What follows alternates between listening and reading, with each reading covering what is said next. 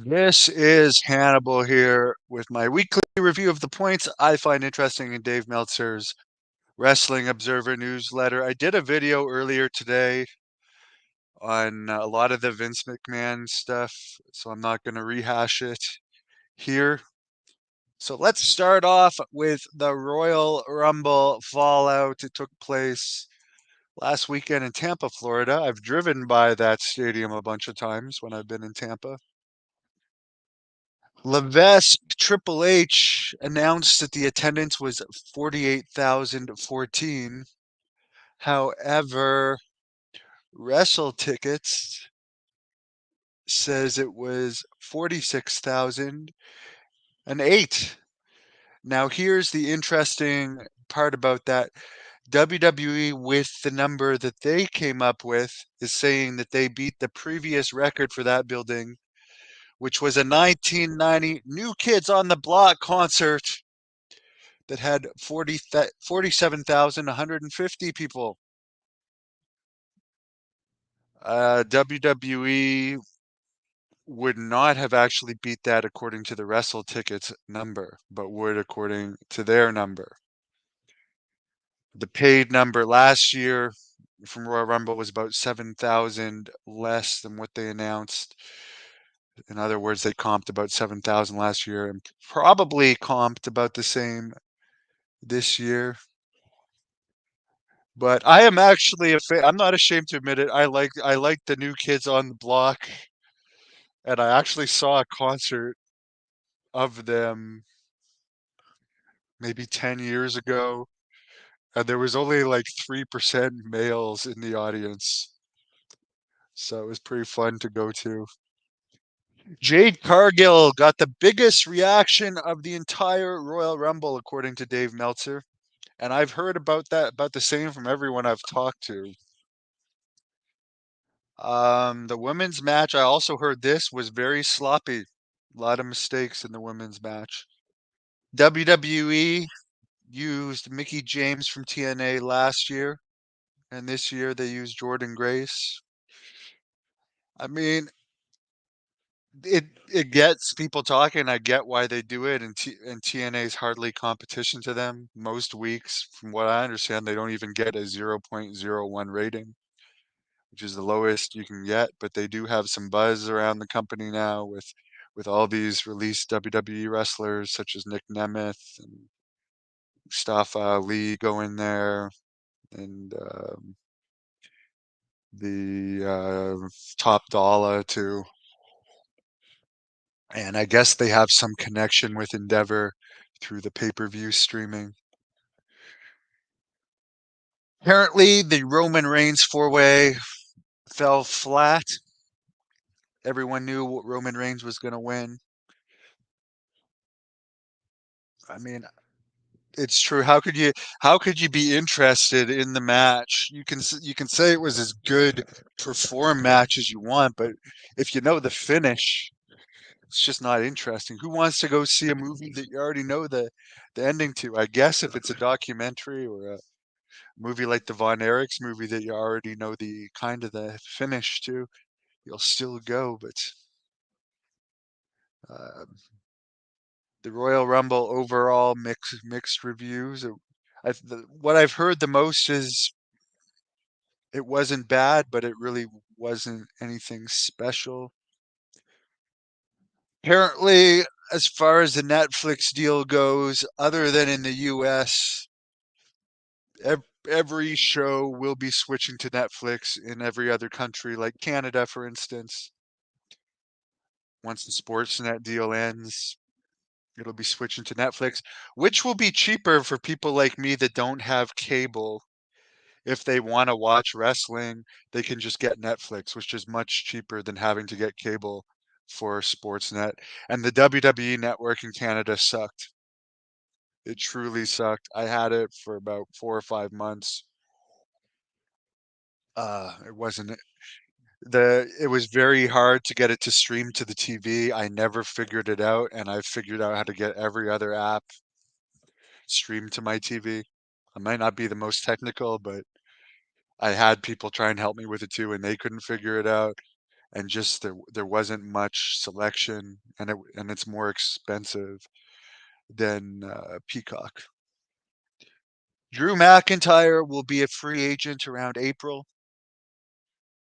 Marty Jannetty apparently still having ankle problems, might lose his foot. I really like Marty Jannetty. Sorry to hear that.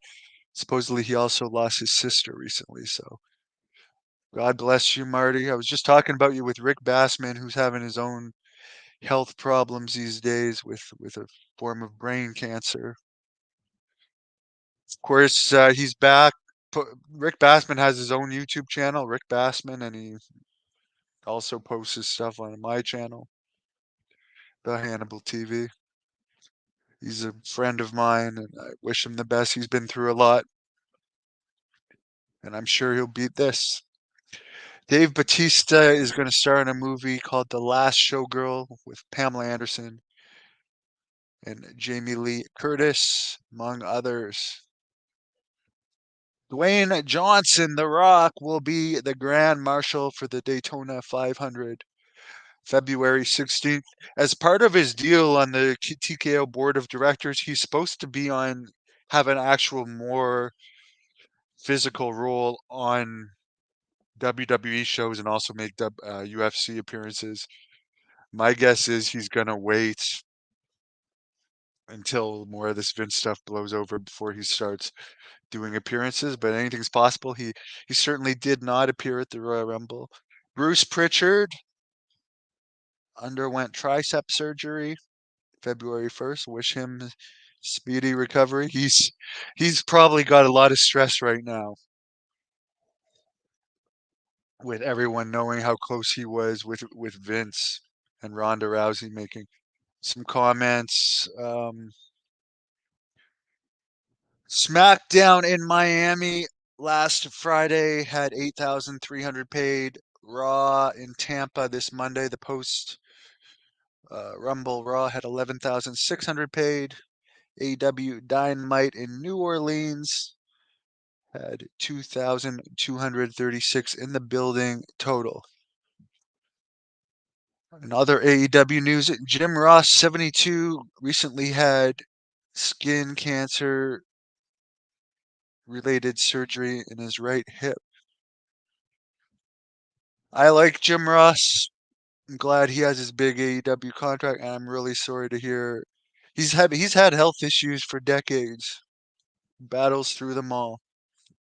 Forbes said that Tony Khan's family is the 11th richest family in sports. Of course, he owns the Jacksonville Jaguars, Fulham FC, and AEW. Fulham FC is a soccer team. Tony Khan is going to make another one of his famous announcements on Wednesday. Meltzer believes it's going to be Sasha Banks, now known as Mercedes Moné, debuting. They want to make a big deal out of her debut. I'm sure a lot of people are going to watch her debut on YouTube. Whether it will translate into ratings, I don't know, but it's another known person on the roster. Um, Apparently, Okada has not signed anywhere yet, according to Meltzer. But again, well, the it, smart marks are going to care a lot, and New Japan fans are going to care a lot about Okada. But the fact of the matter is, not that many non-super wrestling fans watch New Japan and don't know who Okada is. So for your average person, they're not going to care.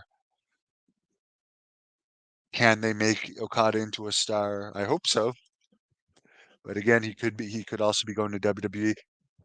AEW is also doing a lot of crossover with CMLL. Do people in the US. I know there's a lot of Spanish people in the US, so maybe that will be beneficial to them. I don't know. I have zero interest in watching CMLL just because I don't. It's not my style of wrestling. I tried to watch.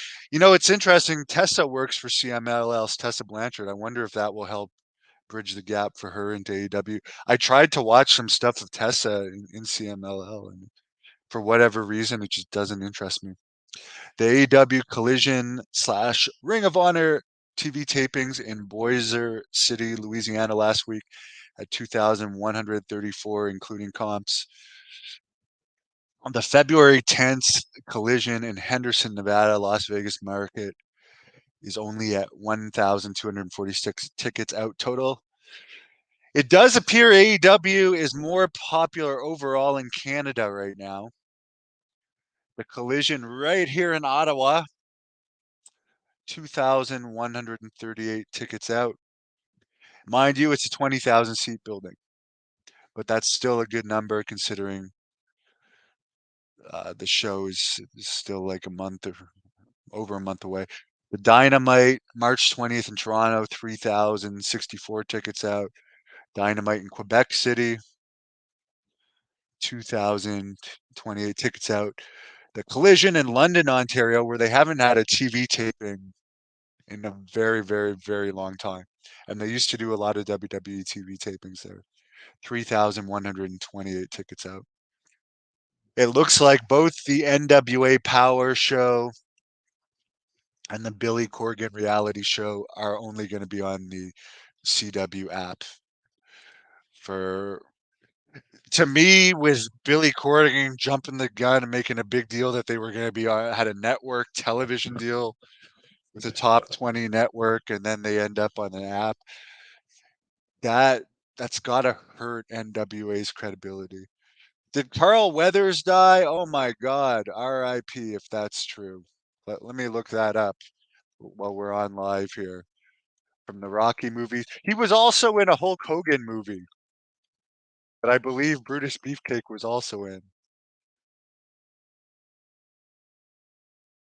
Carl Weathers passed away at 76.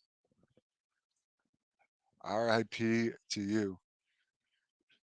How much money do TNA wrestlers make? Anywhere, I would say on the low end, it's $150 a match Canadian. I'll be honest, I don't think they make that much. And they don't have that many. They tape multiple tapings per show. So I really don't know. Some of them I would assume make 500 a match. Uh, I don't know. I really don't know. I think the biggest contract they had in a long time was Ken Shamrock. I don't know what they're paying Nick Nemeth, but I don't. He doesn't seem to have an exclusive deal with him. From what I understand, Mustafa Ali has like a 6-match deal with them, which is probably I'll assume he's making similar what he makes on the independents for that deal, which I don't know what he makes on the independents. Usually when a wrestler is first released, it starts high and then goes down the longer they're off TV. But I honestly don't know. I don't think they may. No one's getting rich in TNA to my knowledge. And that's it for now. That's it for the news for now. Wish everyone a wonderful week. Thank you for watching the Hannibal TV. Please like this video if you enjoyed it and click the subscribe button to not miss any of our latest shoot interviews,